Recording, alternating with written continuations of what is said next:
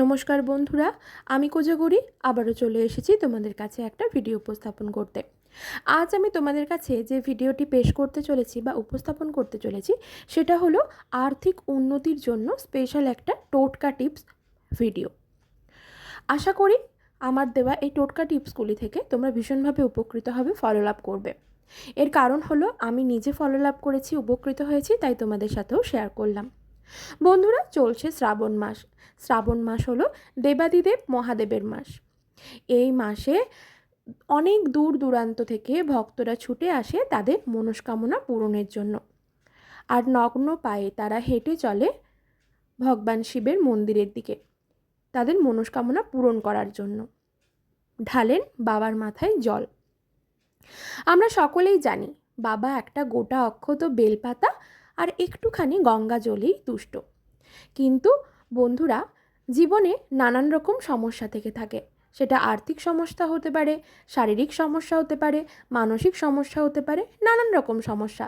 কারণ জীবনে সমস্যা না থাকলে জীবনটা কতটা খারাপ আর কতটা সুন্দর তার মধ্যে কিন্তু আমরা ভেদাভেদ করতেই পারতাম না। আজ আমি তোমাদের কাছে যে ভিডিওটি উপস্থাপন করতে চলেছি সেটা হলো তোমার জীবন থেকে আর্থিক সমস্যা দূর করতে, অর্থাৎ অর্থ রিলেটেড যে কোনো সমস্যা তোমার জীবন থেকে যাতে চটজলদি সরে যায়, যেটা এই শ্রাবণ মাস চলাকালীন করতে হবে, সেটাই তোমাদের সাথে শেয়ার করব।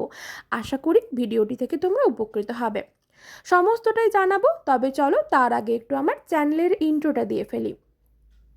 বন্ধুরা, যারা ইউটিউব থেকে দেখছো তাদেরকে জানাই আমি ওমের মা চ্যানেল থেকে সবাইকে সুস্বাগতম।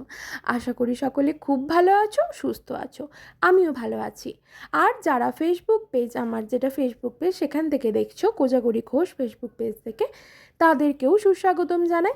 ভিডিওটি ভালো লাগলে অবশ্যই একটা লাইক করো, শেয়ার করো আপনজনদের সাথে। যদি তোমার মনে হয় তোমার কোনো বন্ধু বান্ধব বা তোমার কোনো রিলেটিভ এইরকম অর্থ সংক্রান্ত সমস্যায় ভুগছে, তো তাদের সাথে এটা শেয়ার করো, তাদেরকে করতে বলো, দেখবে উপকৃত হবে, মহাদেবের কৃপা লাভ করবে। আর যদি কিছু স্পেশাল করে জানার থাকে অবশ্যই আমাকে কমেন্ট করো, আমি তোমাদের কমেন্টের রিপ্লাই দেবো। তো চলো বন্ধুরা, আর বিশেষ দেরি না করে আসল তথ্যে চলে যাই। শ্রাবণ মাস চলছে, শ্রাবণ মাস থেকেই চতুর্মাস শুরু হয়।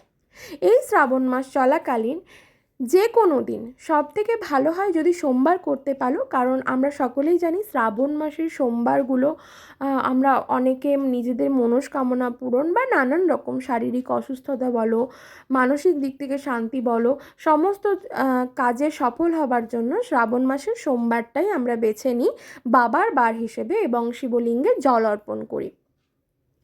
সেক্ষেত্রে বলবো, যদি কেউ সোমবার দিন যেতে না পারো, মন্দিরের মধ্যে ভিড়ের মধ্যে ঢুকতে না পারো, সেক্ষেত্রে বলবো তোমরা শ্রাবণ মাস চলাকালীন, কারণ শ্রাবণ মাস যে পুরো মাসটাই কিন্তু আমাদের জন্য ভীষণ উপযোগী এবং উপকারী। ঠিক আছে, এই পুরো মাস জুড়েই বাবার কিন্তু ব্রত করা যায়। তো এই শ্রাবণ মাসের যে কোনো দিন, বা সব থেকে ভালো হবে সোমবার বললাম, যে কোনো দিন একটি মন্দিরে, মানে শিব মন্দিরে, বেশি ভালো হয় শিব মন্দিরে গেলে, শিব মন্দিরে যাও, সেখানে যে একটি ঘিয়ের প্রদীপ প্রজ্বলন করে দিয়ে আসো, এবং সেই ঘিয়ের প্রদীপটি যে প্রজ্বলন করবে সেই প্রদীপটা যেন মাটির হয়, এদিকে একটু খেয়াল রেখো।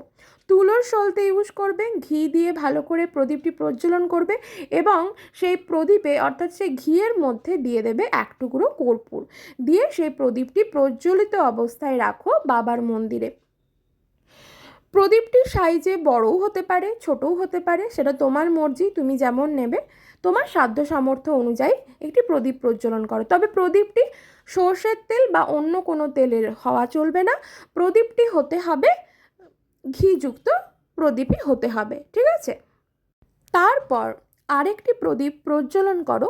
চাইলে তুমি ওই ঘিয়ের প্রদীপটা নিয়েও করতে পারো, বা যদি ওই ঘিয়ের প্রদীপটা না নাও, সেক্ষেত্রে আরও একটি মাটির প্রদীপ প্রজ্বলন করো ঘি সহযোগে, এবং তার মধ্যে কর্পূর দাও, দিয়ে কর্পূর আর দুটো নিখুঁত অক্ষত লবঙ্গ নাও, নিয়ে শিব বাবার কাছে আরতি করো। যদি চাও সেই যে ঘিয়ের প্রদীপটি প্রজ্বলন করেছিলে সেই প্রদীপের মধ্যেও কিন্তু ওই তো এক টুকরো কর্পূর দিয়ে দিলে, তার মধ্যে দুটো লবঙ্গ দিয়ে বাবার কাছে আরতি করো। কে দেখছে কে কি বলছে কিছু জানার দরকার নেই, তুমি ওখানে দাঁড়িয়েই বাবার কাছে আরতি করো। দেখো হাতে যেন ছ্যাঁকা না লেগে যায়।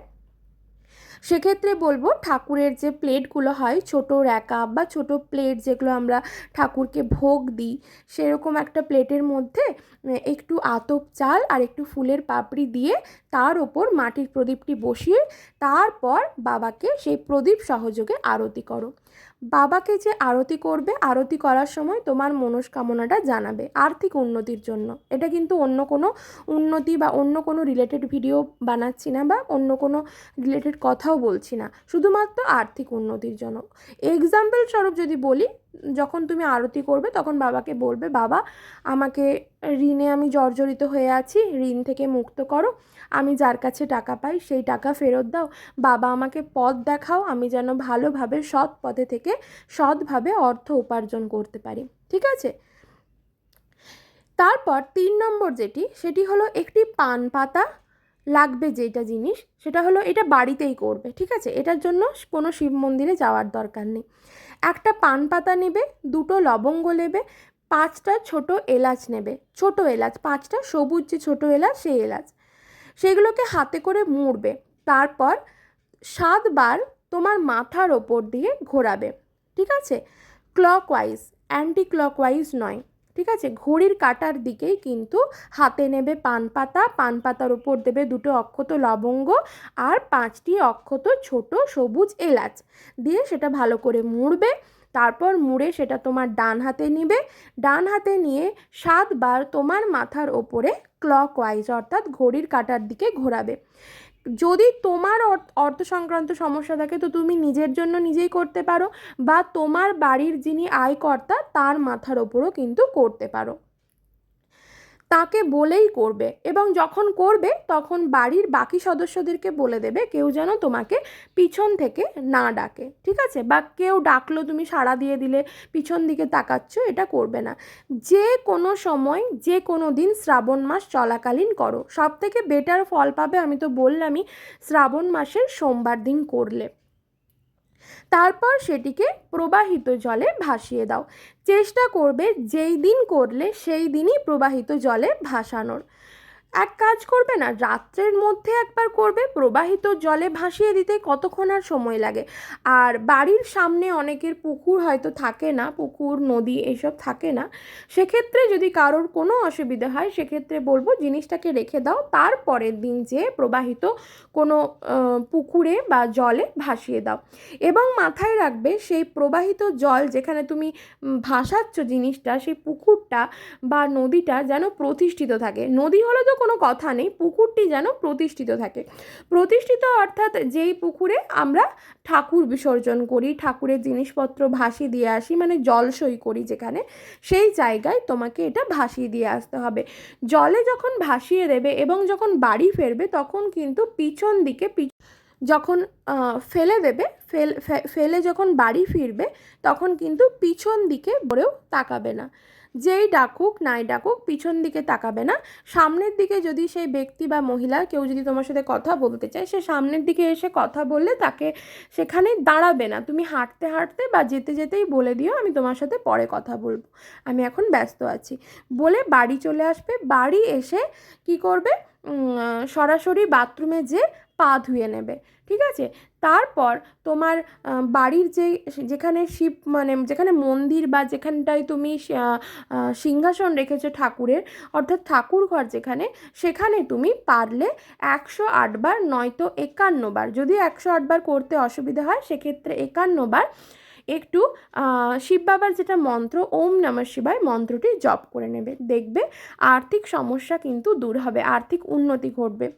এবং সর্বশেষ যেটা 4 নম্বর, সেটা হলো 11টি কড়ি পান পাতায় লাল গোলা সিঁদুর সহযোগে ফোঁটা দাও। 11টি কড়িকে প্রথমে শুদ্ধ করবে, তারপর লাল গোলা সিঁদুরের ফোঁটা দেবে, পান পাতাটিতেও লাল গোলা সিঁদুরের ফোঁটা দেবে। তারপর সেটি তোমার বাড়ির লক্ষ্মী নারায়ণের যদি কোনো চিত্রপট বা বিগ্রহ থেকে থাকে সেইখানে তাদের চরণে রাখো। রাখার পর পরের দিন পুজো করার সময় লাল শালুর মধ্যে শ্রী মন্ত্র সহযোগে ওই 11টি কড়িকে, লক্ষ্মী কড়ি যেটা, সেটাকে নিয়ে বেঁধে দাও। বেঁধে তোমার টাকা রাখার জায়গায় রেখে দাও। দেখবে অর্থ সংক্রান্ত নানান রকম সমস্যা থেকে তুমি চটজলদি মুক্তি পাচ্ছ। ভিডিওটি ভালো লাগলে অবশ্যই লাইক করো। ভালো থেকো সবাই।